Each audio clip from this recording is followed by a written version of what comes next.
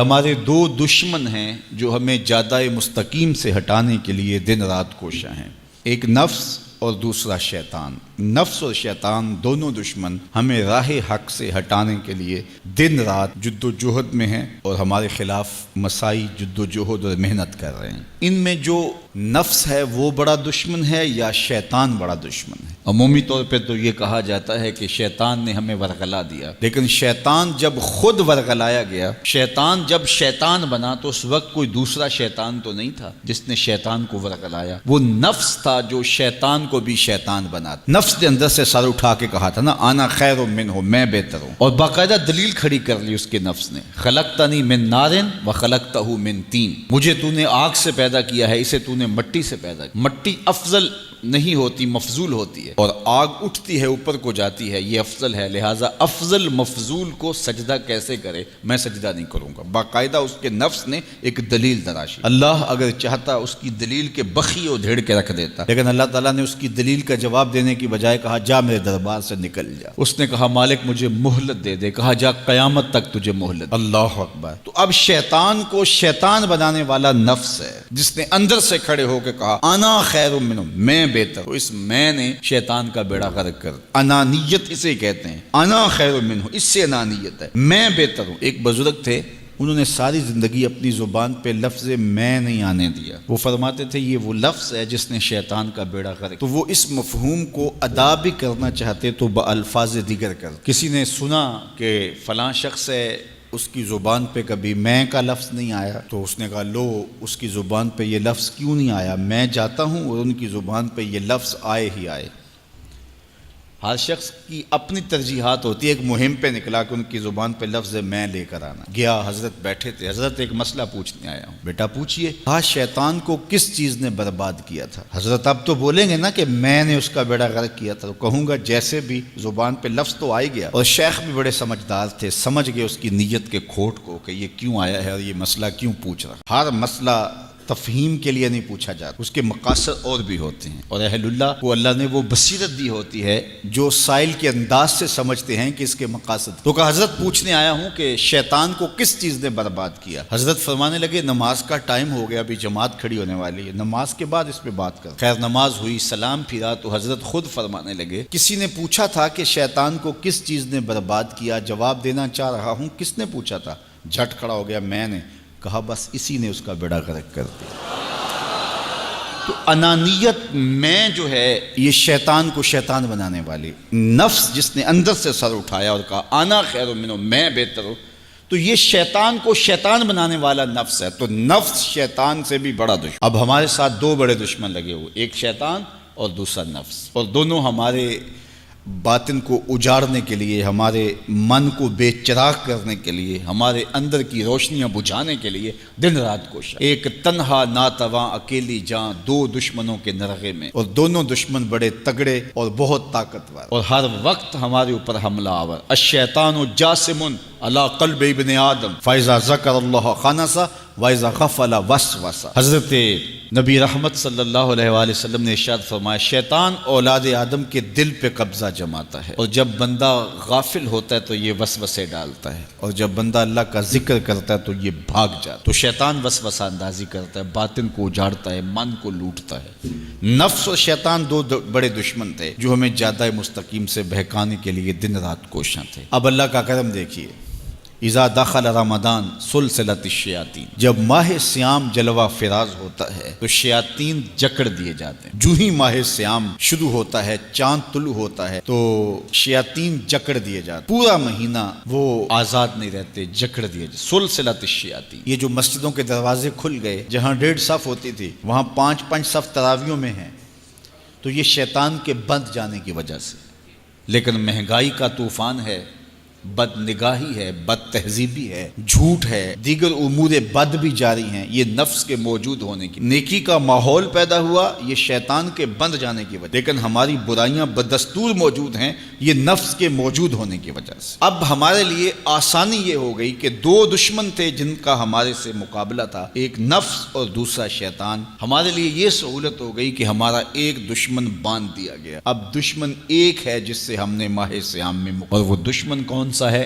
نفس۔ اب نفس کا مقابلہ اتنا آسان بھی نہیں، یہ بہت ڈاڈا دشمن ہے، اندر کا دشمن ہے، گھر کا بھیدی ہے۔ باج فقیراں کسے نہیں ماریا، باہو ظالم چور اندر داہو۔ یہ بڑا سخت اور بڑا شدید قسم کا دشمن ہے۔ یہ اس کی چالیں بہت باریک، شیطان کی چالیں بھی بڑی باریک ہیں اور نفس کی چالیں اس سے بھی زیادہ باریک۔ اب کیسے مقابلہ کریں گے؟ شیطان بھی ہماری متاع عمل کو لوٹنا چاہتا ہے، حتیٰ کہ ہمارے ایمان کو برباد کرنے پر تلا ہوا ہے، اور نفس بھی چالیں چل رہا ہے، اور ہم اپنی زندگی لاؤبالی میں گزارتے چلے جا رہے ہیں۔ ہمیں پتہ ہی نہیں کہ ہم موت کے کتنا قریب ہو رہے ہیں، اور شیطان ہمارے اوپر، نفس ہمارے اوپر حملہ آور ہے، اور یہ چاہتے ہیں ٹھیک ہے یہ چلتا رہے، یہ رسمی زندگی گزارتا رہے، کوئی بات نہیں، اس کے اندر کو ہم لوٹ لیں، اور یہ دونوں دن رات لگے ہوئے۔ ماہ سیام آیا تو ہمارا ایک دشمن بند گیا، ہمیں تھوڑی سی سہولت مل گئی۔ اب ایک ہی دشمن باقی ہے جس سے مقابلہ کرنا باقی ہے، اور وہ ہے نفس۔ اب نفس سے مقابلہ کیسے ہوگا؟ تو کسی ایکسپرٹ سے پوچھیں کہ جناب نفس ہے، ہم کمزور ہیں، شیطان دشمن ہمارا بندہ ہوا ہے، 2 محاذ کھلے تھے تنہا جان کے لیے، ایک محاذ بند ہو گیا، اب ایک ہی محاذ ہے، مقابلہ کرنا ہے تو کیسے کرنا؟ اللہ اکبر۔ تو ہم اقبال کی بارگاہ میں عرض کیا کہ آپ بتائیے۔ وہ کہنے لگے میں آپ کو اپنے مرشد مولانا رومی کے پاس لے جاتا ہوں۔ رومی کے پاس اقبال لے کر کے گئے تو رومی نے کہا کہ میں آپ کو ایک اور شخص کا پتہ بتاتا ہوں، اور وہ اتنا کامل ہے اور اس شعبے میں اس قدر ایکسپرٹ ہے۔ اس نے کہا ہفت شہر عشق را اتار گشت، ما ہنوز اندر خمیں یک کوچام۔ عشق کے 7 شہر حضرت شیخ فرید الدین اتار گھوم چکے ہیں، اور ہم پہلے شہر کی پہلی گلی کے کونے میں کھڑے ہیں۔ یعنی اتنا بڑا شخص شیخ فرید الدین علیہ رحمہ، تو کہا وہ بتائیں گے تمہیں کہ نفس کا مقابلہ کیسے کرنا ہے۔ رومی کہتے ہیں کہ وہ میرے بھی استاد ہیں، رومی کہتے ہیں کہ وہ میرے بھی ہادی و مرشد ہیں۔ جس عشق کے شہر میں میں داخل ہوا ہوں اور ابھی کونے پہ کھڑا ہوں، اس طرح کے 7 شہر وہ گھوم کے بھی آئے ہیں۔ آؤ ان سے پوچھتے ہیں کہ جناب نفس قابو کیسے کریں؟ تو شیخ فرید الدین اتار نے کہا نفس نتواں کشت الا باسے چیز، بات گوئم یاد گیرش اے عزیز۔ نفس نہیں مرتا، لیکن 3 اسلحے اگر آپ کے پاس ہوں تو یہ نفس ٹھہر بھی نہیں سکتا۔ غور سے سن لیجئے، روحوں میں اتار لیجئے، اور زندگی میں ہمارا مقصد ہے اس نفس کا مقابلہ کرنا۔ شیطان کا مقابلہ کرنا بھی ہمارا مقصد ہے، اور نفس کا مقابلہ کرنا بھی ہمارا مقصود زندگی ہے۔ ساری زندگی فریب میں ہم میں نہیں گزارنی، زندگی تیزی کے ساتھ گزر رہی ہے اور ہم آغوش موت میں اترنے والے ہیں۔ تو یہ ڈاڈے دشمن ہماری متاع عمل لوٹ رہے ہیں، ہمارے کیے ہوئے عمل کو عجب سے، تکبر سے، ریاکاری سے برباد کر دیتے ہیں۔ ہمیں پہلے عمل کی طرف جانے نہیں دیتے، پھر عمل کے اندر وسوسے ڈالتے ہیں، پھر عمل ہو جائے تو اس کو پھر برباد کرنے کی کوشش کرتے ہیں۔ کتنے ڈاڈے دشمن ہیں جن کے نرغے میں ہم پھنسے ہوئے ہیں۔ تو پھر ہمیں کوئی بندہ مل گیا ہے جو بتا رہا ہے کہ جناب اس کا مقابلہ ایسے کریں گے، تو پھر آج کی سن لیں ہم اور غور کر لیں اور اپنے اندر اتریں۔ تو شیخ فرید الدین اتار ہمیں بتا رہے ہیں، تو سنیے وہ کیا کہہ رہے ہیں۔ نفس نتواں کشت الا باسے چیز، نفس نہیں مرتا، یہ بڑا ڈاڈا ہے، لیکن 3 اسلحے اگر آپ کے پاس ہوں تو یہ ٹھہر بھی نہیں سکتا۔ وہ 3 اسلحے کون سے ہیں؟ خنجر خاموشی و شمشیر جو، نیزائے تنہائی و ترک ہجو۔ ایک خاموشی کا خنجر، دوسرا بھوک کی تلوار، اور تیسرا تنہائی کا نیزہ۔ یہ 3 اسلحے تمہارے پاس ہوں تو پھر نفس ٹھہر بھی نہیں سکتا۔ خاموشی کے خنجر سے نفس پہ وار کیا جا سکتا ہے۔ میرے اور آپ کے آقا و مولا نے فرمایا من سامتا نجا، جس نے خاموشی اختیار کی وہ نجات پا گیا۔ ہماری زندگی کے جتنے بھی برے اعمال ہیں ان میں سے سب سے زیادہ برے اعمال ہماری زبان کرتی ہے۔ ہمارے ہاتھ بھی گناہ کرتے ہیں، کسی پہ ظلم کریں تو گناہ کرتے ہیں، ہمارے پاؤں بھی گناہ کرتے ہیں، برائی کے اڈے پہ چل کے جاتے ہیں، ہماری آنکھیں بھی گناہ کرتی ہیں، ہماری سوچیں بھی گناہ کرتی ہیں، ہم حرام کمائیں کھائیں تو پیٹ بھی ہمارا گناہ کرتا ہے، لیکن سب سے زیادہ گناہ ہماری زبان کرتی ہے۔ جھوٹ یہ بولتی ہے، غیبت یہ کرتی ہے، بہتان یہ لگاتی ہے، گالی گلوچ سب و شتم یہ کرتی ہے، گلے شکوے کا انداز، ناشکری کا لہجہ یہ اختیار کرتی ہے۔ اسی لیے میرے اور آپ کے آقا و مولا نے فرمایا جو تمہارے 2 جبڑوں کے درمیان ہے، یعنی تمہاری زبان، اور جو دو ٹانگوں کے درمیان ہے تمہاری پارسائی کی جگہ، ان دو چیزوں کی تم مجھے ضمانت دے دو، میں محمد تمہیں جنت کی ضمانت دے دیتا ہوں۔ تو اپنی زبان کی حفاظت کرنی ہے۔ دیکھیے یہ سننے کے لیے چیزیں نہیں ہیں محض، بلکہ ان پر ہم عمل کریں، اور آج سے ہی دیکھیے یہ موسم رحمت ہے، رحمت کی برکھا برس رہی ہے، اور یہ موسم نور ہمارے سیکھنے کے لیے ہے۔ تو ہم اپنے نفس کو کیسے قابو کریں گے؟ دو دشمن تھے، ایک بندھا ہوا ہے، چھوٹ کے کچھ نہیں کر سکے گا اگر نفس کو قابو میں کر لیا۔ اور اگر ہم نفس کنٹرول نہ کر سکے، وہ تو جہنم کی آگ میں اور زنجیروں میں جکڑا ہوا پیچ و تاب کھا رہا ہے کہ یہ جو ٹوپیاں پہنے ہوئے مسجدوں میں جاتے ہو نا، میں عید کے دن نپٹ لوں گا تم سے، وہ تو اور نفس کے ساتھ مل کے ہمارا بیڑا غرق کرے گا اور ہمیں اور دور کر دے گا، اور ہماری باطنی اساس اور بنیاد اور کمزور کر دے گا۔ اس لیے ضرورت ہے کہ ہم اپنے نفس کو ان دنوں کے اندر کمزور کریں۔ اس کا پہلا نسخہ کیا ہے؟ خاموشی کا خنجر۔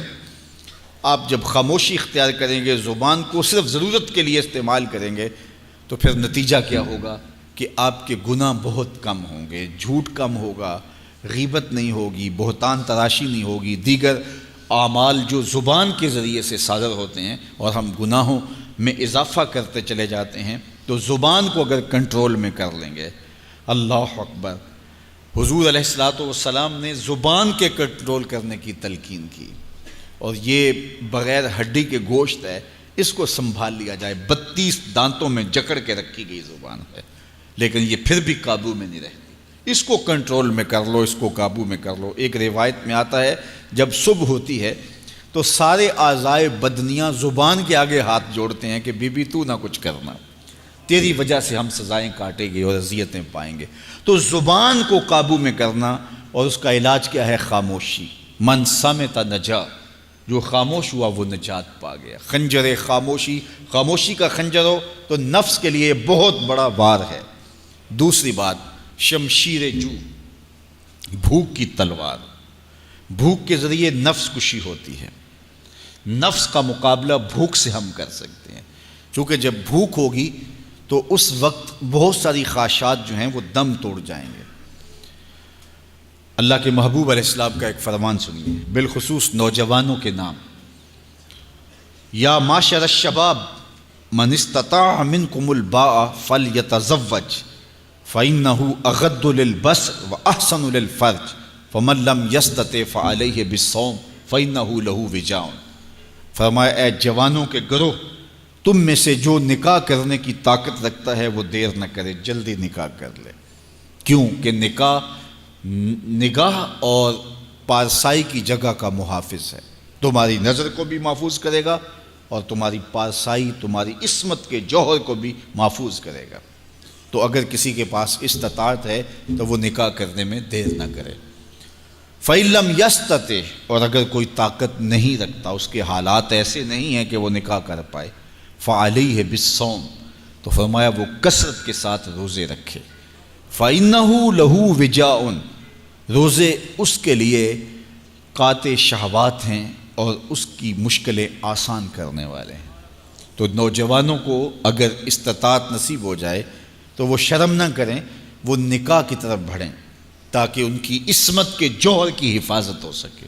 لیکن کسی وجہ سے نکاح میں تاخیر ہے تو پھر وہ کثرت کے ساتھ روزے رکھیں۔ روزوں کی کثرت گناہ سے، شہوات سے، برائی سے، گناہوں سے انسان کو بچاتی ہے۔ تو کثرت کے ساتھ روزے رکھے جائیں تو روزہ بھوک جو ہے وہ نفس کشی کا ایک مؤثر ترین علاج ہے، اور یہ میرے اور آپ کے آقا و مولا نے بیان فرمایا۔ تو بھوک کی تلوار جو ہے یہ نفس کشی کا ایک مؤثر ذریعہ ہے، اور نفس کا سر کاٹنے کے لیے بھوک کی تلوار ہمیں ہر وقت حمائل کیے رکھنی چاہیے، اور ہر وقت اپنے ساتھ لٹکا کے رکھنا چاہیے۔ کثرت کے ساتھ ہمیں روزے رکھنے چاہیے۔ تیسری بات فرمایا نیزہ تنہائی، تنہائی کا نیزہ۔ جب آپ عمومی طور پہ مجلسی زندگی میں ہوں گے تو بہت ساری خطائیں اور بہت سارے گناہ مجلسی زندگی میں آپ سے سرزد ہوں گے، تو جب آپ تنہائی اختیار کر لیں گے تو بہت سارے گناہوں سے بچ جائیں گے۔ حضرت شاہ نقشبند بخاری علیہ رحمہ فرماتے ہیں کہ فقیر کے لیے سب سے بہتر جگہ اللہ کا گھر مسجد ہے، یا پھر کامل شیخ کی صحبت ہے، یا پھر تنہائی ہے۔ چوتھی جگہ سوائے ہلاکت کے اور کچھ نہیں ہے۔ العافیۃ فی العزلہ، عزلت میں، تنہائی میں عافیت رکھی گئی ہے۔ اس لیے اپنے آپ کو ایسے ہجوم میں، ایسی جگہوں پہ لے جانے سے روکیں، اپنے آپ پر ضبط کریں جہاں نظر پاک نہیں رہتی، جہاں خیال کی پاکیزگی کا سامان نہیں رہتا، اور جہاں آپ کی جو ہے وہ آپ کی زبان محفوظ نہیں رہتی۔ دوستوں کے ساتھ بیٹھیے، آپ عزیزوں رشتہ داروں کے پاس جائیے، ضرور ملاقات کیجیے، لیکن اس کا ایک اعتدال ہونا چاہیے۔ اگر آپ سمجھتے ہیں کہ کسی جگہ جاتے ہوئے، کسی جگہ پہنچ کر آپ کی نظر میں پاکیزگی نہیں رہے گی، خیالات میں گندگیاں گردش کرنے لگ جائیں گی، سوچوں میں آوارگی آنے لگ جائے گی، تو وہ شادی کی تقریب ہو یا کوئی اور تقریب ہو، وہاں جانے سے اپنے آپ کو روک لیں، کیونکہ وہاں جا کے آپ اپنا کوئی فائدہ نہیں کر رہے، اپنا نقصان کرنے جا رہے ہیں۔ تو جہاں آپ کو یقین ہو کہ آپ وہاں اپنے آپ کو بچا نہیں پائیں گے، اپنی حفاظت نہیں کر پائیں گے، تو وہاں سے تنہائی بہتر ہے، وہاں سے عزلت بہتر ہے۔ تو یہ تین چیزیں ہم اگر کر لیں تو یہ نفس کشی کا ایک مؤثر ذریعہ ہے۔ اب ماہ صیام کے اندر اللہ تعالیٰ یہ تینوں چیزیں ہمیں نصیب کرتا ہے۔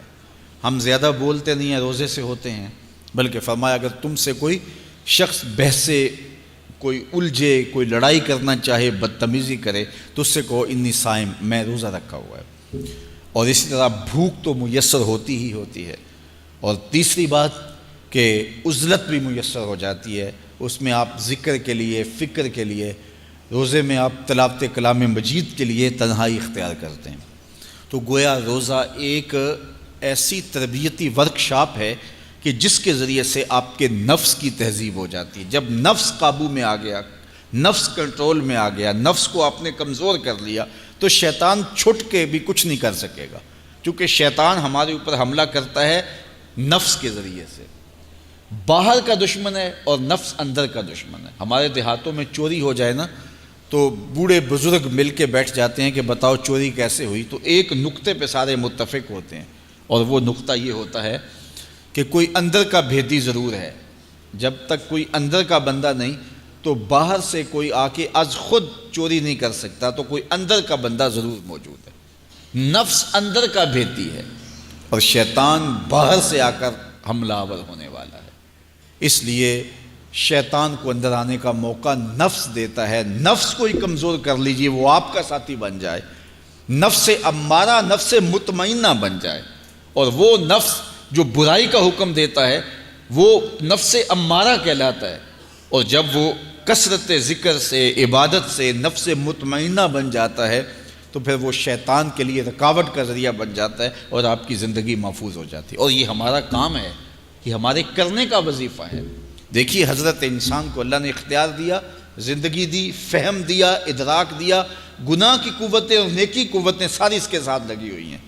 اس نے صرف ایک لا ابالی شخص کی طرح زندگی نہیں گزارنی کہ جو سامنے آ گیا کھا لیا اور جو زبان پہ آ گیا بول دی، ایسا نہیں ہے۔